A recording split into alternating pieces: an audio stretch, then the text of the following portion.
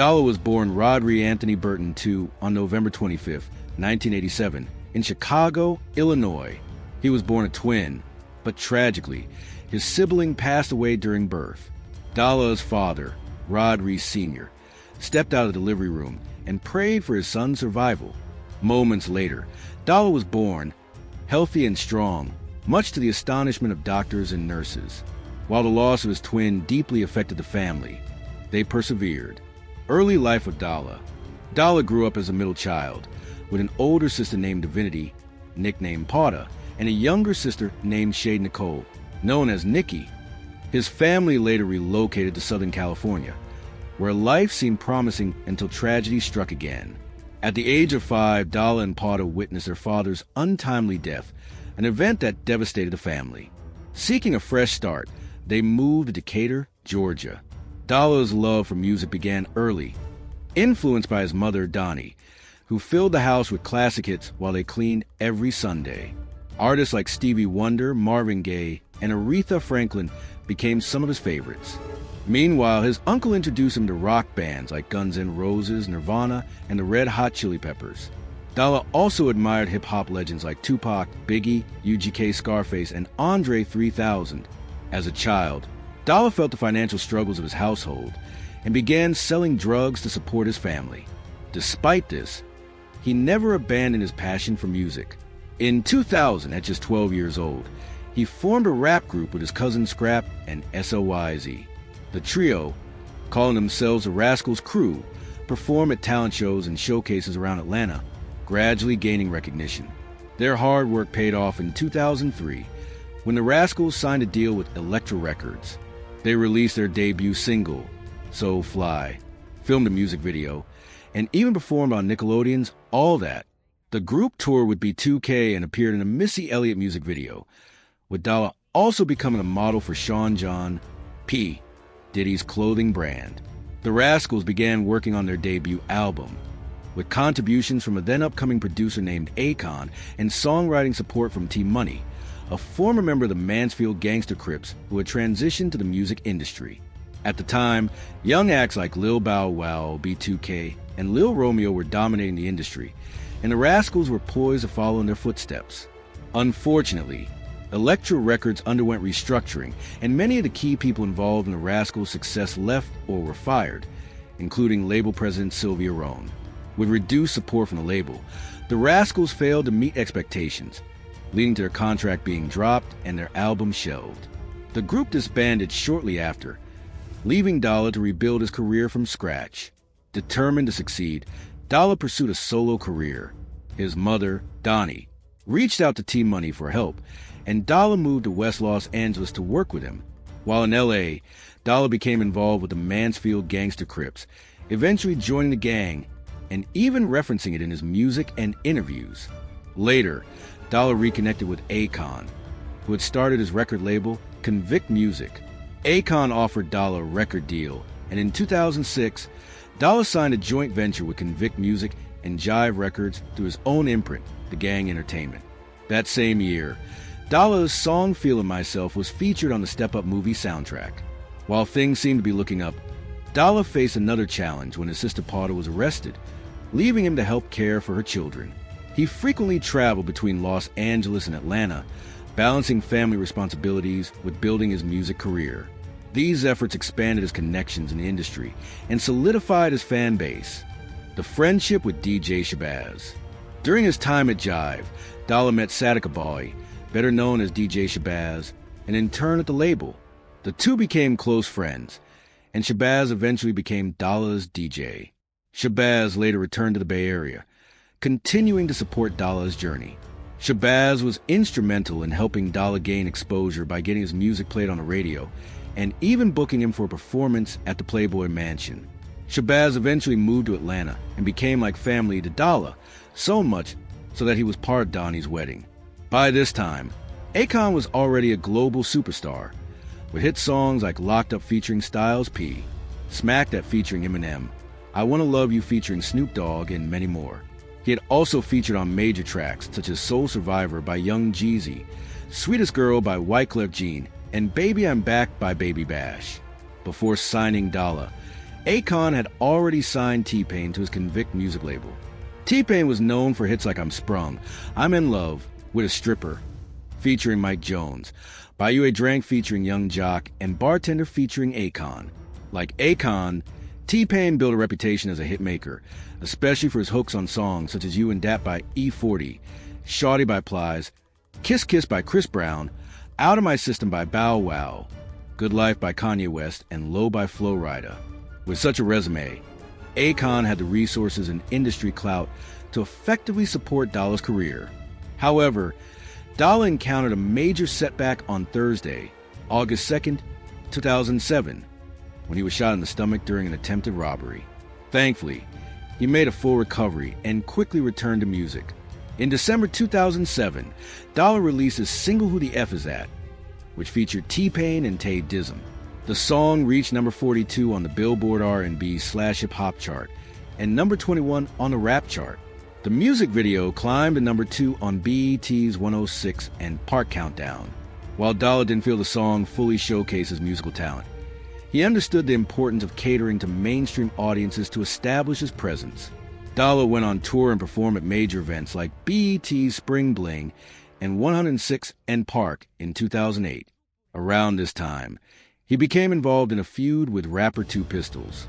Two Pistols, who had a hit song titled She Got It featuring T-Pain and Tay Dizzum, claimed that Dollah was being disrespectful by saying the song was initially offered to him but that he turned it down. Dollah later explained that while he liked the song, he didn't feel it was the right fit for him. Two Pistols took to YouTube to dispute Dollah's claims, accusing him of lacking street credibility. On June 23, 2008, during a media event for the BET Awards, the tension between Dollah and Two Pistols came to a head. The two exchanged words, and Dollah punched Two Pistols, knocking him to the ground. Two Pistols claimed Dollah sucker punched him, but Dollah maintained that he confronted Two Pistols face-to-face over the remarks. The altercation gained media attention, but Dollah downplayed its significance, referring to Two Pistols as a small fry. Later that year, Dollah released his follow-up single, Make a Toast. The song was initially intended to feature Lil Wayne, but label politics prevented that collaboration. Despite this, the single reached number 25 on Billboard's bubbling under R&B/hip hop singles chart. The version with Lil Wayne was later released as an unofficial remix. Dollah also dropped 2 mixtapes, Another Day, Another Dollah, and Sex Tapes, The Art of Seduction, both of which were well received.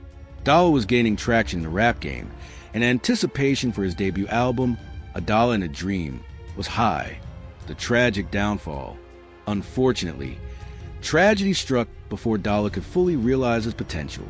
On May 7, 2009, Dollah, Scrap, and a group of friends visited Platinum 21, a gentleman's club in Atlanta. At around 1:30 a.m., Aubrey Berry, a 23-year-old man, bumped into Crystal Jackson, Dollah's girlfriend, spilling her drink. An argument ensued, and someone from Dollah's group punched Aubrey, who was then attacked by multiple individuals. Security broke up the altercation and helped Aubrey leave the club. 9 days later, on May 16, 2009, Aubrey traveled to Los Angeles, checked into the Marriott Hotel in Woodland Hills, and went to Club Ludo with his friend Paul Simon. Sadly, what followed would alter the course of events forever. Dollah was in Los Angeles along with his girlfriend, Crystal. Although Crystal was originally from L.A., she had moved to Atlanta to attend Clark Atlanta University. A birthday party was being thrown for her back home in L.A., so she, Dollah, and a few others flew there to attend. On May 17th, Dollah, DJ Shabazz, Scrap, and a woman named Soraya Silvers, nicknamed Sai, stayed the night at T-Money's condo. The next day, the group planned to return their rental car and catch a flight back to Atlanta. They woke up around 10 a.m., and by 1:30 p.m., they left the condo. Before heading to the airport, the group decided to grab a meal at the Chipotle restaurant located in the Beverly Center, a shopping mall just east of Beverly Hills. However, Dollah changed his mind and suggested they eat at P.F. Chang's, located across the street from Chipotle. Coincidentally, Aubrey Berry, the man involved in a previous altercation with Dollah in Atlanta, also planned to visit the same P.F. Chang's about 30 minutes after Dollah's group arrived.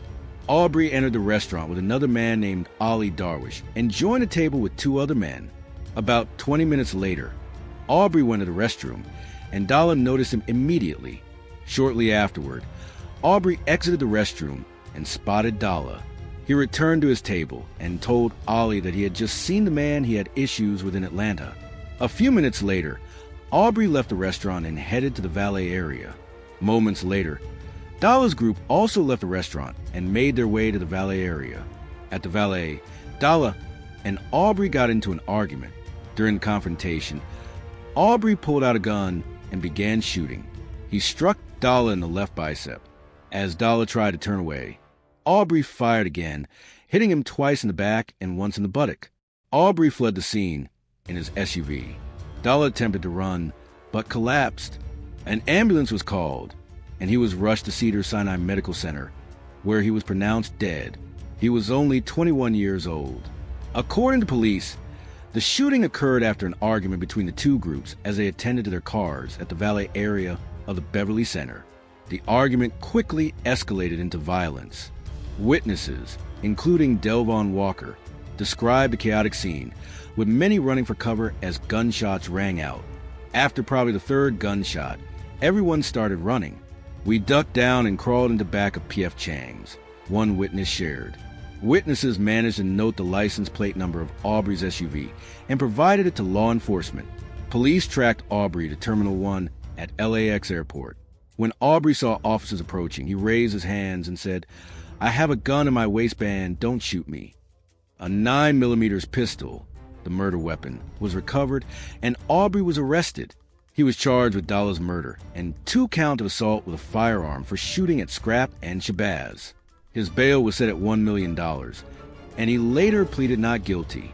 Dollah's funeral was held on Saturday, May 23rd, at the Faith Love Center in Atlanta's East Point neighborhood. The ceremony followed the Muslim funeral tradition known as Janazah.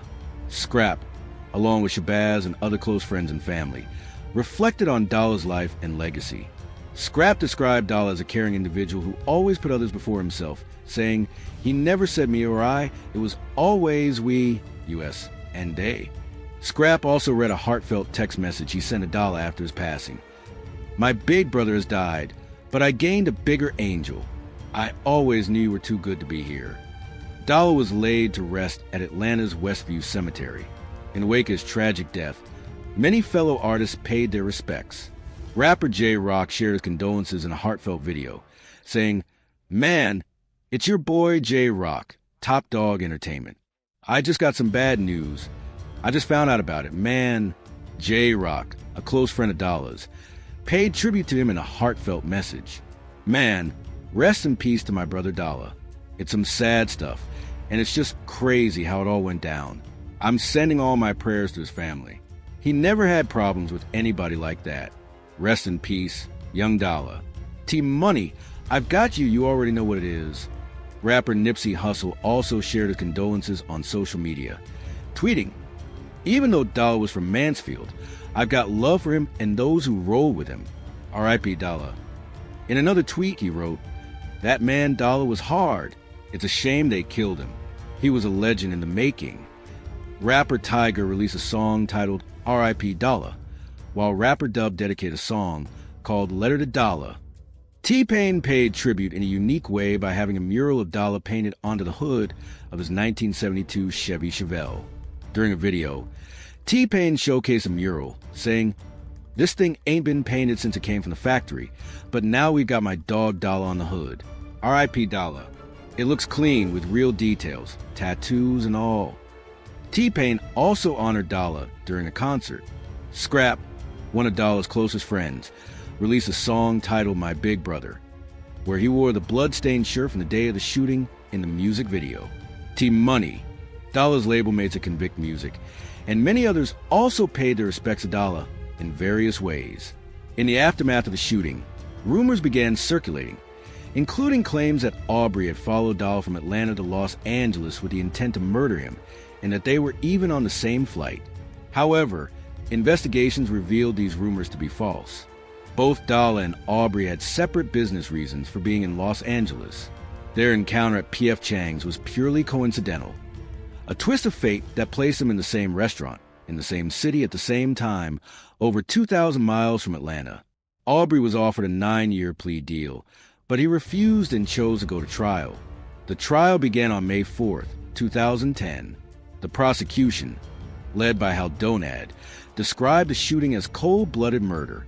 Meanwhile, Aubrey's defense attorney, Howard Price, argued that the incident was a case of self-defense. Price portrayed Dollah as a hot-headed gang member prone to violence. He cited an incident where Dollah and his entourage allegedly assaulted Aubrey at Club Platinum. Aubrey claimed that T Money, a member of Dollah's group, punched him and pointed out T Money's distinct crown of thorns tattoo. Aubrey also alleged that Dollah's group shouted references to Mansfield Crips during the altercation. However, T Money denied being involved, stating he was not even in Atlanta at the time, but rather at home in Los Angeles. He also suggested that someone might have coached Aubrey into making these claims. The prosecution disputed Aubrey's account, with Dollah stating that no gang references were made during the altercation. LAPD Detective Mark Hogan testified that Dollah was not a gang member, but merely an associate. In contrast, the defense's gang expert, retired LAPD Officer Steve Strong, claimed that Dollah was a member of the Mansfield Crips. The defense presented further evidence, including photos of Dollah's tattoos and images of him with known gang members. Price also played Dollah's song, Is You Holdin', in which he rapped about always carrying a gun and being willing to use it. Price sought to introduce Dollah's November 2008 arrest for firearm possession as evidence, arguing that it showed Dollah was no stranger to carrying weapons, which supported Aubrey's claim of fear. However, the judge denied the request, stating that firearm possession alone is not an act of violence. Price also played videos for the jury, including one where Dollah bragged about beating up another rapper, 2 pistols, and another featuring rapper T.I., who praised Dollah's authenticity. The defense argued that these videos showed Dollah's lyrics and persona were not just for entertainment, but reflected his real-life behavior. Aubrey took the stand and shared his background, including his previous encounters with Dollah. He said he worked in Atlanta's nightclub scene and had been robbed at gunpoint in May 2007. He also described being a victim of a home invasion robbery. These experiences, he explained, led him to carry a gun for protection, as his job required him to handle large amounts of cash. Aubrey graduated from Clark Atlanta University on May 18, 2008, exactly 1 year before the shooting. After graduating, he transitioned into commercial marketing and sought to expand his business to Los Angeles. In the months following his move to Los Angeles, Aubrey began establishing business relationships in the city. He later stated that in May 2009, he and his LA business partners were planning a party at Club Evar, set to take place after the BET Awards in June. To finalize the details, the group decided to meet at P.F. Chang's. During the meeting, Aubrey went to the restroom. Psy, who was with Dollah's group, later noted that Dollah and the others appeared to notice Aubrey and began whispering among themselves, though she couldn't hear what was being said. When Aubrey returned to his table, he saw Dollah and informed his business partner, Ollie, that he recognized a member of the Mansfield Crips who had attacked him in Atlanta. Ollie advised him to leave. At 3:04 p.m., Aubrey exited the restaurant, and less than a minute later, Dollah's group followed. Surveillance footage showed Dollah's group stepping outside, scanning their surroundings, and heading toward the valet area. According to Aubrey's defense attorney, Howard Price, Dollah, Scrap, and Shabazz surrounded Aubrey, effectively boxing him in. Psy even drew a diagram of the encounter for the police, which supported the claim. Aubrey recounted that Dollah approached him and said, "What's happening, cuz?" Aubrey began backing away as Dollah continued, "You in my hood," and asked, "Do you want to die?" Aubrey said he then moved behind the valet desk, pulled out his gun, chambered a round, and held it at his side. He claimed Dollah reached back as if to grab a weapon, prompting him to open fire. Aubrey could not recall how many shots he fired. When asked why he fled to the airport after the shooting, Aubrey stated it was out of fear of retaliation. Scrap was reportedly beside Dollah as he lay on the ground. Price speculated that Scrap might have removed a gun from Dollah at that moment, but prosecutor Dollah maintained that Dollah never had a weapon. Both the pathologist and coroner testified that the bullet wound to Dollah's bicep entered at an angle consistent with him reaching backward. However, the nature of the other shots remained a topic of contention.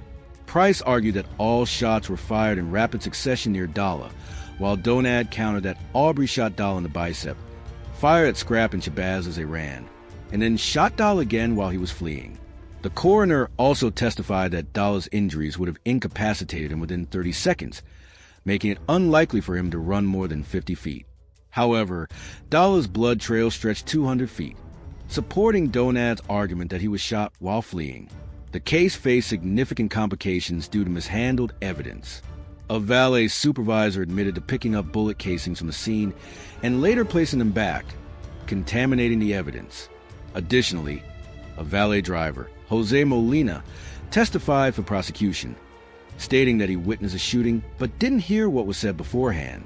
He recalled Aubrey saying, "Oh, it's like that," before opening fire. Jose also stated that Aubrey fired in one direction, then another, before returning his focus to the original target. This aligned with the prosecution's narrative.